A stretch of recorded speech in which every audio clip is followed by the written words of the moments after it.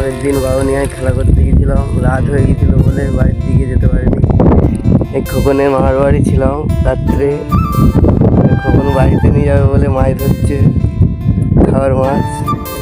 এই যে আমি মাছের ব্যাগ ধরে আছি, কি একটা মাছ পড়েছে, এই যে গায়ে হাত দিলে খুলে যায়। জালেও একটা পড়েছে খোকন।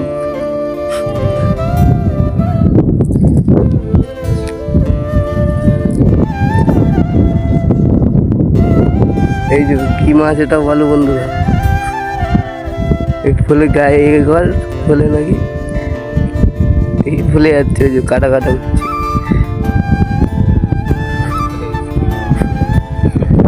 দেখতে পাচ্ছ পুরোই জল।